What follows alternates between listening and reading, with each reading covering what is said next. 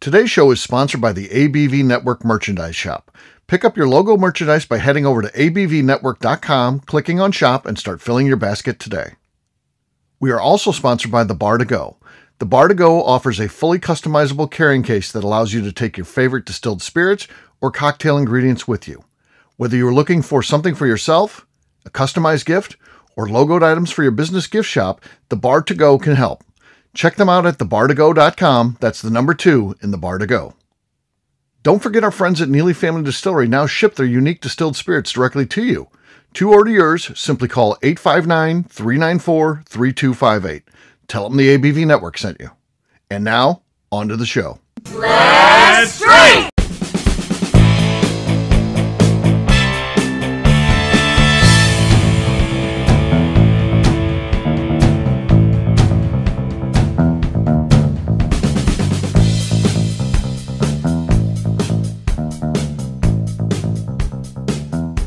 Welcome to the Bourbon Daily, the podcast about everything bourbon delivered to you every day of the week. Today on the show, we complete a bracket challenge to determine the best bourbon you can routinely walk into a liquor store and actually buy. My name is McNew. Please join me in welcoming my co-host, Steve Akeley, along with our special guests, Katie Joyce, Joe Ferreira, and Jeff Kaplan. Hey, gang, what's up? Hey, guys. How's everybody? Good. I don't know. This probably should have been a two-parter, like one where we had a discussion and established what the 8 that we were going to do, and then actually have the bracket challenge. But I did this myself, and I was just trying to think, what do I see at almost any liquor store of any substance that I go into? That's not to say they're in absolutely every liquor store, but for the most part, any size, even a small liquor store would have the 8 that we've got here. And I tried to put, I don't know, the best of that. But that would be a great debate. But we didn't do that. We didn't do that. That's maybe it's a fair list. I think it's a decent okay? list. I agree. Okay. Yeah. All right. Sure. But before we get to all of that, even announcing what those are, McNew said there's something she wanted to talk about. What was that, McNew? Yeah, so as we're recording, it's a holiday weekend, and when this airs, it'll be towards the end of August. Do you guys have a favorite, like, yard game or barbecue game, like cornhole or bowling? What do you guys like to play if you're at an outdoor party? I'm old school. I liked jarts back in the day. Yeah. Do you still play those anymore? Hell yeah. Now that was fun. Well, yeah. I grew up playing jarts. My parents would have big parties and they would play jarts, and then the kids would finally get a chance to play jarts, and no one died. Everyone had fun. But yeah, jarts are now. Were there any accidental stabbings? Nothing like that. No, no one took one in the eye or in the head or anything like that. You hear the horror stories, but yeah. Well, I liked jarts. Katie, even you said that. You're quite a bit younger than me. You played jarts back in the day? Oh, yeah. Yeah, that's I love a good yard game with the risk of death. Right, yeah. Exactly. Yeah, my grandpa had them, and like he allowed us to play them, but he allowed us to do a lot of crazy shit. So, Okay. Yeah. I think that was a great game back in the day. The poor jarts company. I mean, just overnight it goes now away. They make the fake ones with like the foam tips and like the weighted tips. It's not the same. No, not worth it. You just got to put a point on it, sharpen it, and make your own. Yep, I've had friends make their own now because you can't buy them anymore, and so I've had several friends make their own. Oh, okay. Yeah, that's an interesting take. So the tool man, Taylor jarts. Yeah. I don't know. Jeff, do you have a favorite yard game? I do. Probably a classic, and McNew named it, but I call me a homer, but I love cornhole. I could play cornhole till the cows come home. I mean, pour a glass of bourbon and smoke a cigar and toss cornhole. I mean, I'm good. I could do that for hours on end. Yeah. So, Jeff, do you have to have a drink in one hand? I feel like it balances the bag, and you're not good if you don't have a drink in your non-dominant hand, right? So I don't know that I have to say you have to, but I'm just trying to think back to a time where I have not. So you have to. It works. It's how it works. Like, I don't know. I've never tried it without, so I can't for sure say. It's like these dart players in England say they have to be drunk to play better. Yeah. You got to have a drink in your hand. Or bowlers. Bowlers are another one. Or softball, it's a beer ball. Thing, I think. That's my favorite. Anytime I'm at this weekend, we're going to barbecues for the 4th of July weekend coming up, and 2 different days. And I'm hoping at both of them, they're people I've played cornhole with. So I'm hoping at these barbecues where we'll be smoking cigars and drinking bourbon, weather will hold up and we'll have cornholes going on. Okay. Yeah. Cornhole. Yeah. Definitely an Ohio thing. My in-laws. Kentucky. Indiana. I'm telling you, Ohio was on this before anybody. My in-laws moved to Ohio when my daughter was right before she was born. So she's 24 now. And they as soon as they moved there, like, everyone around here plays this game cornhole. You need to get into that. And I was like, really?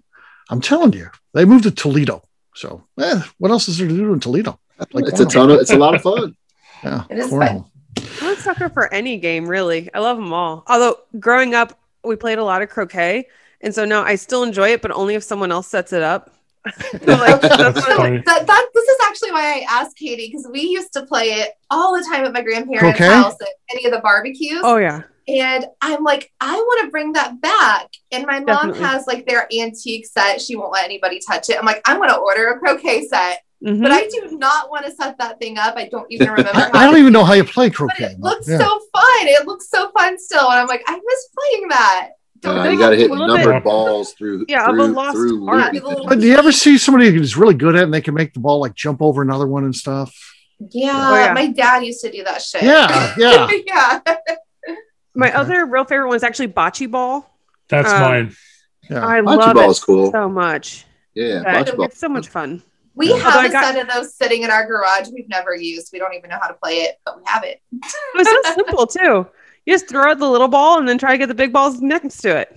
Yeah. Yeah, for me, the problem with cornhole is I'm able to hit it consistently because I've usually had too much to drink. I haven't found the right level of drunkenness to play. But with bocce ball, it seems to be easier. Just roll the ball. Roll the ball. Yeah. All right. McNew, you asked Don't stop trying, Joe. Keep No, drinking, I keep still tossing play. those Yeah. bags. McNew, you asked the question and you weighed in a lot. Sounds like you like outdoor games, but what is your favorite? I love some outdoor games. I will say I suck at cornhole. I will play and talk a lot of trash the whole time. Will not win. Don't beat my partner. Not going to go well for you. Heard. Miss Croquet will not set it up either. But recently, so last year, my brother had a huge 4th of July party, and Chris figured out you could take like the buckets, like the ones you get at the Home Depot or your hardware store, fill them with water, get basketballs, and play outdoor beer pong. So we did that. And my sister-in-law, we just had my nephew's graduation party from high school. And my sister-in-law, Katie and bring I your both have the buckets same- over. So outdoor beer pong with buckets, a blast. Oh Okay. my gosh, What? that sounds so much An fun. absolute blast. Mind blown.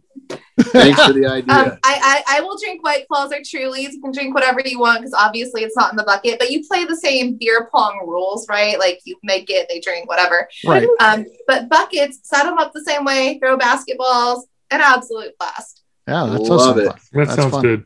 It's like taking like oversized yard Jenga, but to a whole new level. It's Yeah. absolutely. I think I'm going to play beer pong next weekend. I have like 10 of my family coming up. There you go. So Yeah. There you Outdoor yard beer pong, so fun. go. Cool. All right. Love Well, it.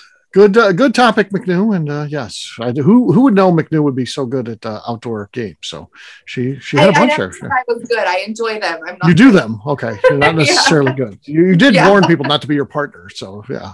Especially in cornhole, I'm going to just talk a lot of shit and be embarrassing. Don't play with me because we won't win. All right. Well, it is time to drink. What is everyone drinking? Let's start with Katie. Katie, what do you got? I am drinking Old Grandad 114. Okay. Nice. Something off the list. After I changed my audio settings. That so it huge takes- cork usually is bad unless you haven't opened this for a while. Usually the first one's good, and then they're all bad unless you go a long time without drinking it. I accidentally started to spill it on this brand new couch right before we started and accidentally wiggled the cork, so I don't have high hopes. But we'll Okay. see. All right. Let's see what happens. Okay. You know what? That's not what I expected. It was not Not great, bad. but it was also not bad. It was decent. That was decent, and could be enough. Well, we got to play this thing out.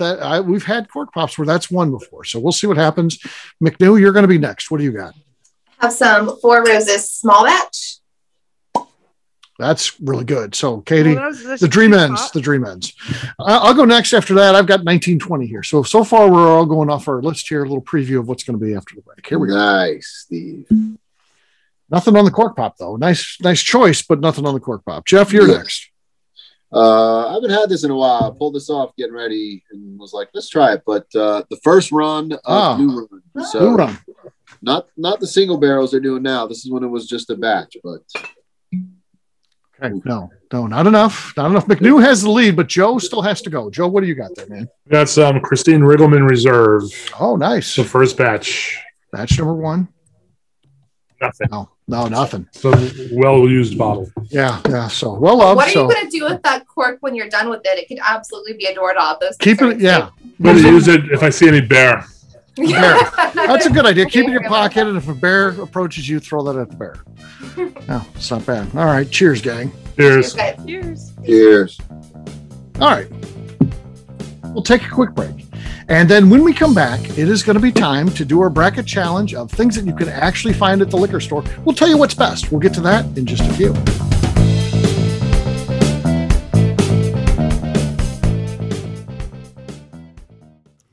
Hello, this is Steve Akeley, owner of the ABV Network, and let's talk for a moment about our sponsors, the people that make this show happen.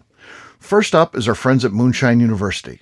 In 2017, I completed my Executive Bourbon Steward certification at their office in Louisville. The information I learned through lead instructor Colin Blake and their team there is something that I continue to draw upon frequently in my role at the ABV Network. It truly is the standard of establishing a benchmark of knowledge of the bourbon industry. From history to production to brands and people, it's all there. Check out their full listing of programs, including Executive Bourbon Steward certification, production classes if you're considering starting a distillery, and much more at moonshineuniversity.com. I also want to talk about Neely Family Distillery. Back in May of 2018, I met Royce Neely at Limestone Branch's Craft Bourbon Festival. It ended up not only being the start of a great friendship, I started to truly learn about what makes craft whiskey so amazing.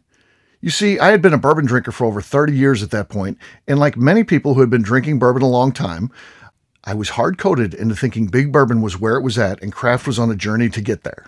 Spending time with Royce and learning the things he does to make his whiskey taste better started to really get me to appreciate how things like sweet mashing, open top fermentation, pot distillation, and the grains you are using not only makes your product taste better coming off the still, but also out of the barrel as well. I still love heritage brands and they make up a bulk of my collection.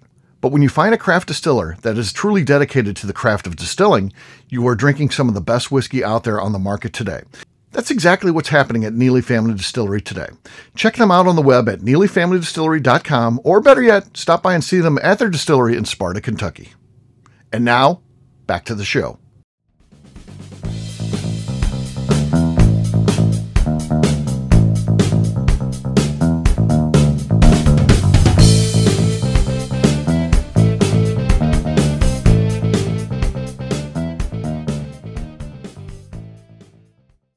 I'm Davey Waltz. And I'm Adina. And you're listening to the Bourbon Daily. Welcome back to the Bourbon Daily. Today we have a bracket challenge to find the best thing you can actually buy in a liquor store. Yes, we can. So the key is actually there, because, everything that you buy ultimately is through the liquor store, but that doesn't mean it's there all the time. You have to get lucky and stumble upon things. Maybe someone, you get the cool things. Maybe I get in a lottery and win something really special. We're not talking about any of that. We're talking about day in and day out. We're having a party. You're on the way and you say, do you need anything? I'm like, hey, we need this. Can you stop at the liquor store, pick it up? And more than likely it's going to be there. So our list is of things that you can actually find. And it is Old Granddad 114, Four Roses Single Barrel, Old Forester 1920, Wild Turkey Rare Breed, Michter's US 1, Maker's 46, Knob Creek, and Larceny. That is our 8. It's going to look like this. Here's the matchups out of that. Four Roses Single Barrel will take on Maker's 46. Old Granddad 114 takes on Michter's US 1. Knob Creek takes on Larceny. And finally, Rare Breed takes on Old Forester 1920. Round number 1, Katie, you're going to be first. Four Roses Single Barrel or Maker's 46? I like that on this list, there's several that became staples of mine when I was first getting into bourbon. And so okay. I think it's a pretty good list there because of that. I'm a big Maker's product fan in general. But, oh man, I'm so torn. Can I? But I have to. Okay, so the Four Roses Single Barrel, I assume we're taking the regular. We're not talking the store pick. Right. Not store pick, nothing like that. This is just the Four Roses Single Barrel. So the Four Roses Single Barrel. That's kind of. Yes, Steve. Yes. So Well that was done. definitely one that caught my eye and really got me loving bourbon. Okay, Four Roses single barrel. Move on. I can't talk about it anymore. Four Roses single barrel. Why did you pick Four Roses single barrel, Katie? That's ridiculous. Again. All right, Fair Jeff. question. Jeff, you're next. Four Roses single barrel or Maker's 46. Which is better out of those two? So Makers was probably what I drank the most of when I was first getting into bourbon, and Katie mentioned a nod to that. But you can't say enough about the quality of Four Roses. Their single barrels are great. You get a range of them from 1 to 6 tiers, even in those 100 proofers that they put on the shelf at every store. And I've had some that have just been as good as any other bourbon I've had. So Four Roses for me, single barrel. Four Roses. Okay, Joe, how about you? Four Roses single barrel or Maker's 46?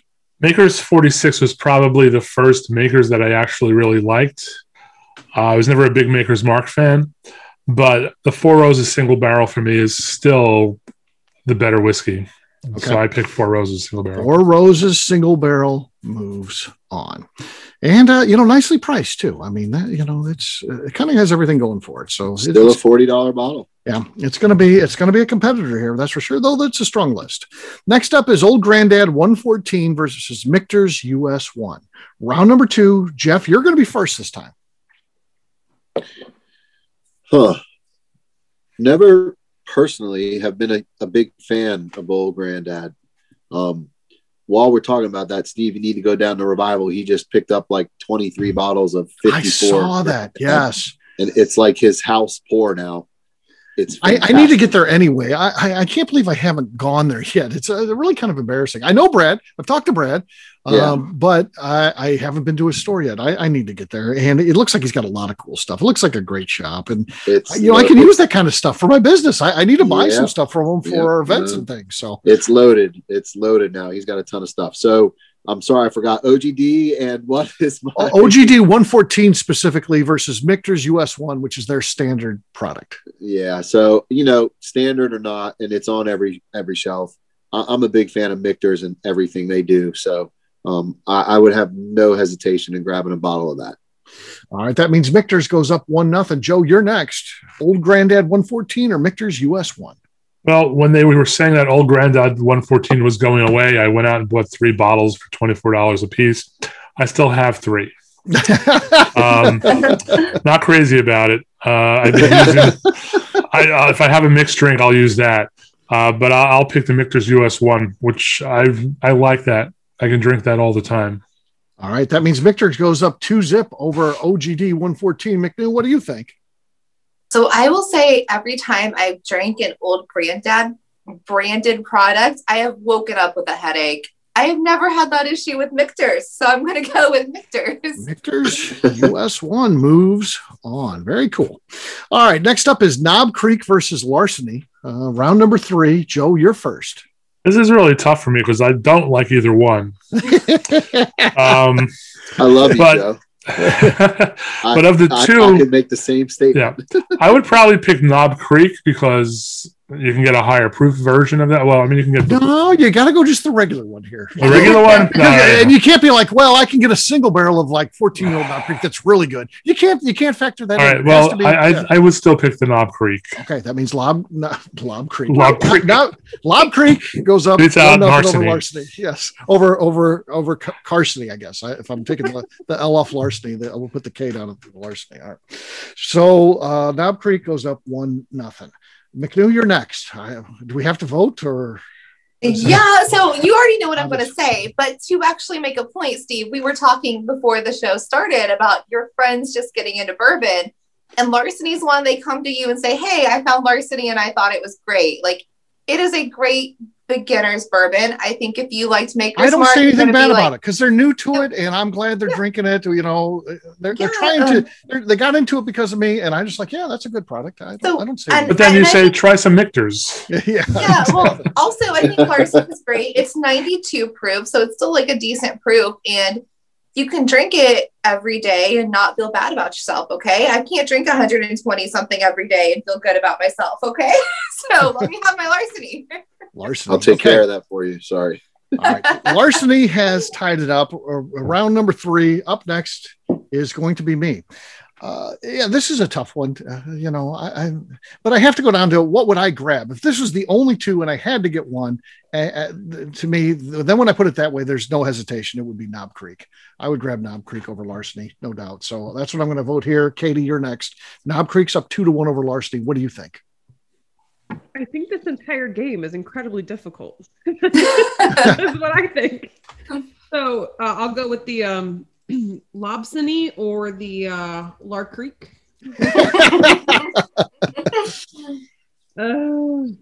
Spoken like a lawyer. I'm trying to right. Good luck getting a straight answer out of me. Covering all your bases. You're good to go. Mm-hmm.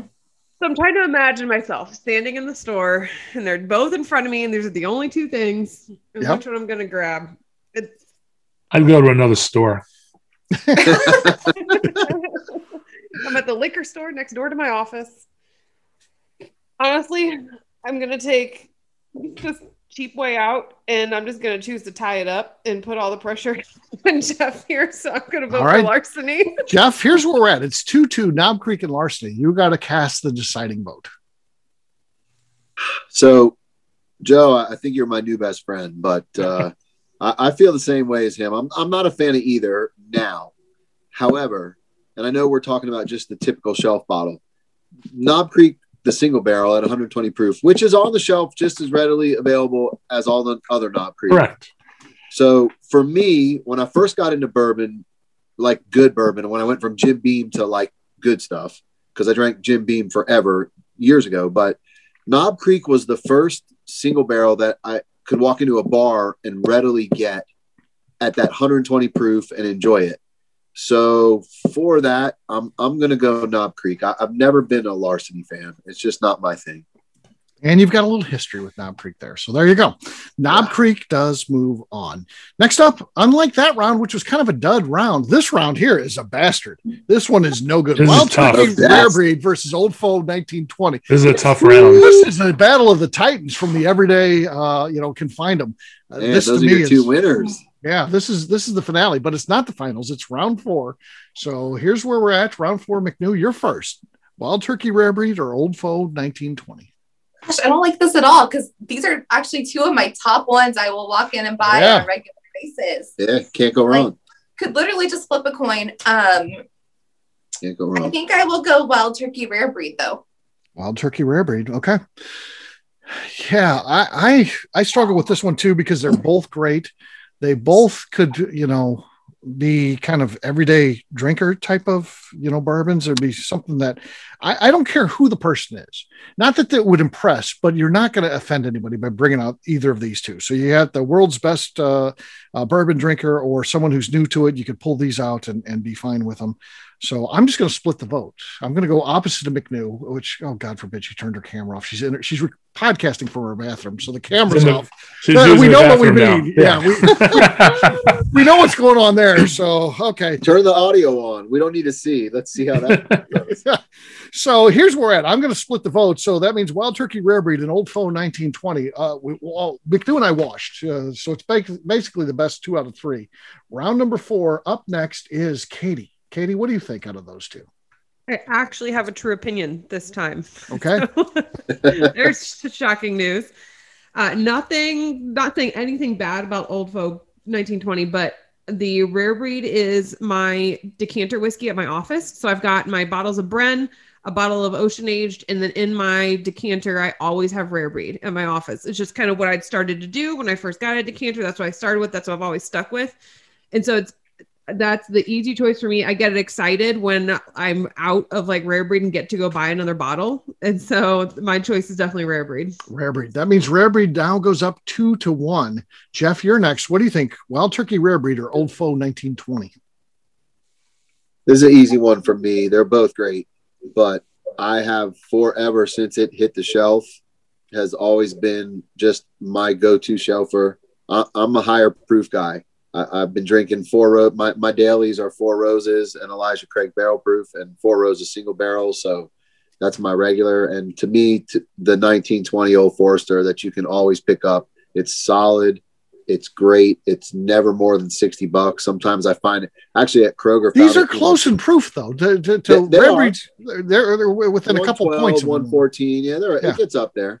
But I just, as my regular, the Old Forester 1920 is my go. Okay. That means Old Forester 1920 has tied it up. So it goes to our tiebreaker here. And round number 4, that is Joe. This is a tough one. I really like both of them. No loser. Pardon? There's no loser. No. You're right. They're both. But for me, I find Wild Turkey is one of those bourbons that you kind of take for granted until you drink it. And then you realize, oh my God, this is a great bourbon, whether it's the 101 or the rare breed. So I'm going with the rare breed. Rare breed will move on to our final 4. All right, that final 4 looks like this. Four Roses Single Barrel will take on Michter's US 1. Knob Creek takes on Rare Breed. Round number 5, I'm first. Four Roses Single Barrel or Michter's US 1. Both great products, but to me, that Four Roses is a standout of things that you can find every day on the shelf. So Michter's just ran into an incredibly tough competitor here. Nothing wrong with that product, but I have to give the nod to Four Roses Single Barrel. Katie, you're next. So I definitely have to agree with the Four Roses Single Barrel. That was part of kind of the creation of my taste today, and one of the bourbons that just really caught me and drew me in. So that Four Roses Single Barrel. That means Four Roses Single Barrel is up 2-zip over Michter's. Next up is Jeff. It's a no-brainer for me. It's my daily. It's just phenomenal. Everything about it is good. And the fact that you can get it on a shelf in every liquor store. There's not one liquor store you go to in any state these days. I don't care where you are. Four Roses Single Barrel is always there. So Four Roses for me. That means Four Roses will move on to the finale. Next up is Knob Creek versus Rare Breed. This is going to be a tough matchup for Knob Creek, but we'll see. We got to play the game. Katie, you're first. What do you think, Knob Creek or Rare Breed? If it was the Knob Creek Single Barrel, I would be thinking about this a little more, but I very confidently vote for Rare Breed here. Rare Breed goes up 1-0. Jeff, how about you? So as much as I was praising the stories and the beginnings of Knob Creek, I agree a lot with what Joe said, that, there's just something special about turkey, and a lot of people may sleep on it. Right now, my favorite turkey currently is Rare Breed Rye. That's just been great, but I'm going to have to go Rare Breed too. Rare Breed goes up 2-0. Joe, what do you think, Knob Creek or Rare Breed? We're going to close it out. Rare Breed. Rare Breed moves on to the finale. The finale is incredibly difficult. Four Roses Single Barrel versus Rare Breed. Round number 7, McNew, you are first. Four Roses Single Barrel or Rare Breed? What do you think? So these are absolutely both great, but I always have an issue with single barrels because it's just like Blanton's. You're going to get a great single barrel or you're going to get an okay, mediocre single barrel. They're never going to be the same. Rare Breed is pretty consistent. I'm going to go with Rare Breed. She likes Rare Breed. Rare Breed goes up 1-0.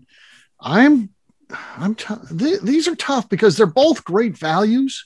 They're both great bourbons. If you want to play the proof game, Rare Breed's got it here. But I don't know. I feel like that Four Roses Single Barrel is pretty darn versatile, especially because McNew. I like splitting the vote early on here. So I'm gonna go opposite. I'm gonna go Four Roses Single Barrel because I feel they both are deserving of this. So I think the idea of splitting a vote when they're both that deserving is okay, and that's who I'm gonna go with. That means Katie, you're next. They're tied up 1-1. Four Roses Single Barrel or Wild Turkey Rare Breed. The Four Roses Single Barrel I found first, kind of in my own journey here, but I feel like the Rare Breed has stuck with me in my personal taste, especially with the higher proof there. I think that's what really got me interested in the higher proof and then led to my other interests there. So Rare Breed really speaks to my heart. Okay. Jeff, how about you? Here's where we're at. Rare Breed is up 2-1 over Four Roses Single Barrel. What do you think? So I think the scoreboard is wrong when you say that. So clearly you know where I'm going. But for these two juices that are produced literally within one drink of each other, I just, again, you can't say enough about the quality of that Four Roses Single Barrel that's always on the shelf for $40. So Four Roses for me. Four Roses Single Barrel has tied it up. So here's where we're at. Joe, it all comes down to you. Everything we've done tonight doesn't even matter. It really comes down to this vote right here. Bring it home, Joe. All the power. Or Wild Turkey Rare Breed. What do you think?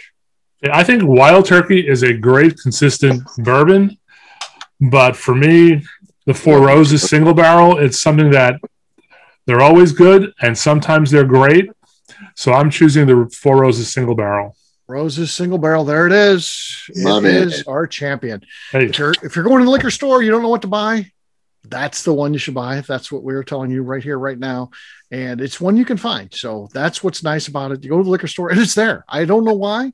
It's a really great bourbon, but you can always find it. So hats off to Four Roses on making a product because there's plenty of it. Yeah, that's cool. Very cool. All right, we'll wrap this one up as we always do by talking about where people can find us. Katie, we'll start with you. Where can people find you?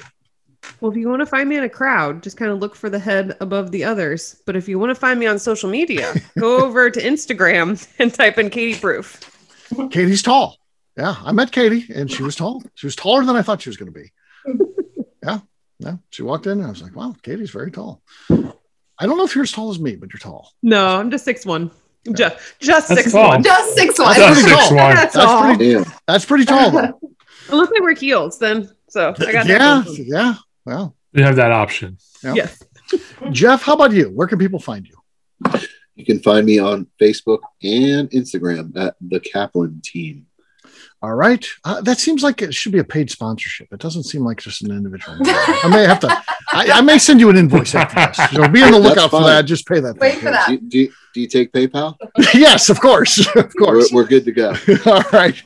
Joe, how about you? Where can people find you? You can find me at let me start again. You can find me at bourbon_aficionado. I've been getting into the heavier and heavier proof bourbons as we went along. Yeah. Oh, yeah. Yes. We got more shows to do, too. So, yeah, it could get interesting, folks. McNew, how about you? Where can people find you? I am on Instagram at McNew ABV. All right. For me, I'm an easy guy to find. I'm at Steve Akeley on Twitter, Instagram, and Facebook. I've got a website, steveakeley.com. We've also got a company website, thethings.abvnetwork.com. Please check that one out. Everything that we do is out there. Our previous shows, our blogs, so much more, abvnetwork.com. McNew, anything else to say before we get out of here? I'd like to remind the audience to please give us a 5-star review that includes comments. It helps new people find the show, which is very important to us. And if you like what we're doing, we ask that you please visit our Patreon page at patreon.com/theABV Network. All right. Congrats to the Four Roses team on the big win today. And for our audience, we'll have a brand new show for you tomorrow. Looking forward to that. Until then, take care, everybody. See ya. Bye. So long. Cheers.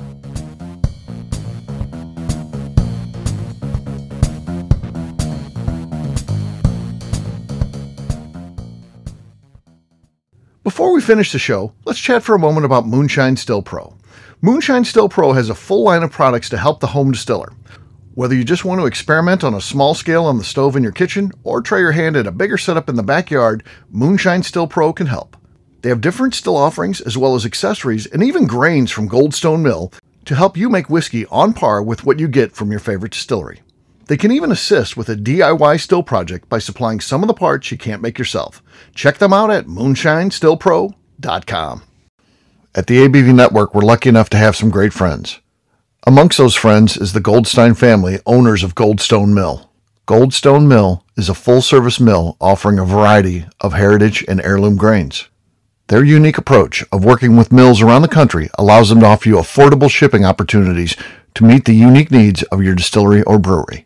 They will consult with you to ensure the grains you are selecting meets the unique flavor profiles you are looking for. If you are a home brewer or distiller and you're looking for the grains that your local distillery or brewery uses, Goldstone Mill is the place to look. Check them out on the web at goldstonemill.com, call them at 217-254-6613, or shoot them an email at hello@goldstonemill.com. The Bourbon Daily is part of the ABV Network. For more information or to become a sponsor, please visit abvnetwork.com. Thanks for listening and cheers. This has been a Steve Akeley production.